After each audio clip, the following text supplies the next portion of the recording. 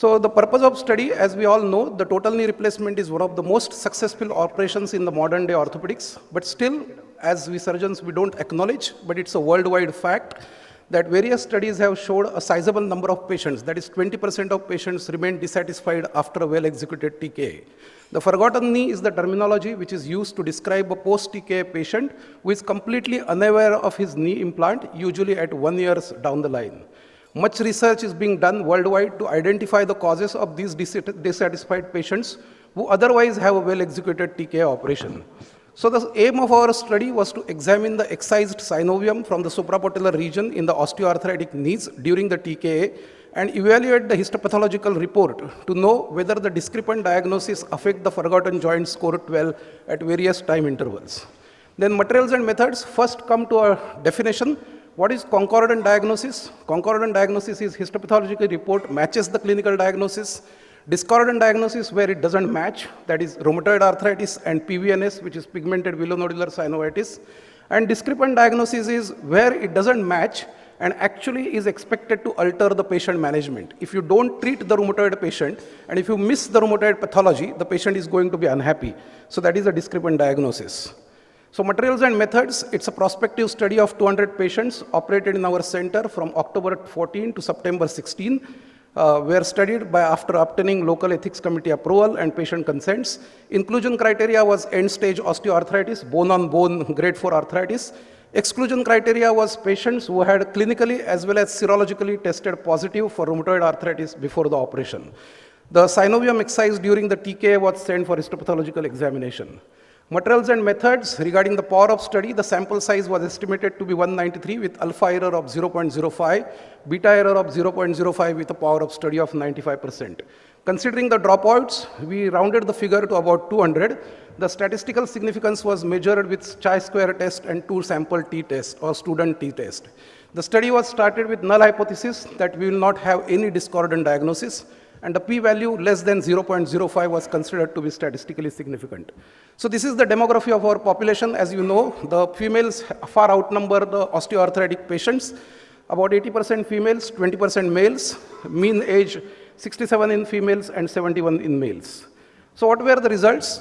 The results, 184 out of our 200 patients, that is 92% patients, they showed the histopathological features of osteoarthritis, fine. So the clinical diagnosis sort of confirmed by histopathological diagnosis. But to our surprise, the discordant diagnosis, that is, and the discrepant diagnosis rate was 8 and 7%, which is about 16 and 14 in number, which is statistically significant. The p-value is less than 0.001 and the p-value is equal to 0.001. So 14 of these patients, 12 female and 2 males, showed histopathological features of rheumatoid arthritis, whereas 2 patients, all females, they showed histopathological feature of pigmented villonodular synovitis. Again, the FGS-12 score at 6 weeks in concordant group was 25.3 plus or minus 17.6, as against in the discrepant group, which was 15.3 plus or minus 12.5. P-value is again significant because it is less than 0.05. So this is a classical slide of osteoarthritis, where there is a bony fragment surrounded by inflammation and villous hyperplasia of the synovium. Classical slide of rheumatoid arthritis, which shows lymphoid aggregates beneath a hyperplastic synovial lining. This is a sort of a sample form or a histopathological report. You can see the clinical diagnosis is osteoarthritis. The pathology is reporting as a rheumatoid arthritis. Again, same clinical diagnosis, right knee OA, histopathologist reporting as features of rheumatoid arthritis. Pigmented villonodular synovitis, basically section showing hyperplastic synovium and pigment-laden macrophages. And this is the representative histopathology report where we started with the clinical diagnosis of OA, but actually it turned out to be PVNS, on table as well as histopathologically. So again, comparison of clinical and histopathological diagnosis, almost 146 females has OA, 12 females had rheumatoid, 2 females had PVNS. Out of 40, 38 males had OA, 12 males had rheumatoid and 0 with PVNS. So again, this is the same slide. When we compare it to the p-values and whether our results are statistically significant, in female, discordant diagnosis rate is 8.75%, discrepant diagnosis rate is 7.5%, males it is 5% discordant and discrepant, which is not statistically significant, whereas in females it is statistically significant if you see the p-values. What is the combined discordant diagnosis rate? It is 8%, which is statistically significant, as well as the combined discrepant diagnosis rate is also significant, which is 7%, p-value being 0.001%. So again, when we come to forgotten joint score at various time intervals, preoperatively, as you can see in the patients with ONE, that is concordant diagnosis, whereas as compared to the rheumatoid patients, where the diagnosis was missed preoperatively, the preoperative FJS score is same because the p-value is 0.9493%. But look at the rate at 6 weeks. Because these patients had started being treated by rheumatologist at about 4 weeks after the operative wound has healed and we have referred the patient to the rheumatologist.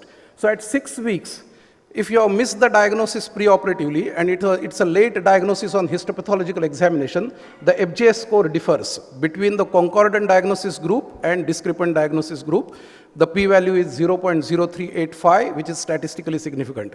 Since these patients were treated at about 4 weeks and continued to be treated and monitored by rheumatologist, at 1 year, the FJS joint score, there is no statistical difference between the concordant group and the discrepant group because the p-value is 0.9144% and the score is about 49.1 as against 48.2. So our conclusion, 8% of our patients exhibited unexpected results. The study showed a 7% rate of discrepant diagnosis, which is rheumatoid arthritis. This discrepant diagnosis, if missed and untreated, would have affected the function and long-term survival of the implanted TKA. A patient with rheumatoid arthritis would never have been treated for the same if the excised synovium during the TKA was not sent for histopathology examination. Now, I am aware that there are papers from Western literature, but they are almost about a decade ago, which say that the cost effectiveness of sending this histopathological examination is not that much. But I would have a counter argument. The cost of having almost 7% or if at least 4 to 5% of these dissatisfied patients, it far outweighs the cost of histological examination incurred by our patients. So what is the take-home message and has this study altered our practice? Yes. We don't advocate as a blanket sending of all the histopathology specimens during the operation, but during the operation, if a surgeon sees the synovium to be abnormal, if it is unusually red, angry, or it is not looking the normal synovium of osteoarthritis, then he or she should have a very low index of high index of suspicion and a low threshold to send that synovium for histopathology because it costs hardly 2,000 rupees or 1,500 rupees in our setting. And if you miss that particular patient's diagnosis, then whatever well-executed TKA you do, the patient is not going to achieve a forgotten joint status and he or she will not be a good, happy patient. So basically, we are advocating when you have a high index of suspicion, please send a synovium during the operation. And I think one of the limitation is it's only a one-center study.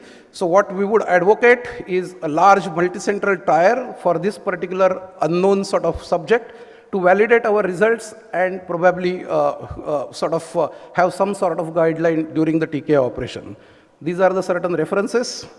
As one can see, there are references from Michael Dunbar from reference number 8 from Canada, Philip Noble from Texas. They advocate against sending the synovium, whereas reference number 28, who is a DiCarlo, who is a histopathologist from Hospital for Special Surgery, New York, they do advocate sending the synovium of all the patients.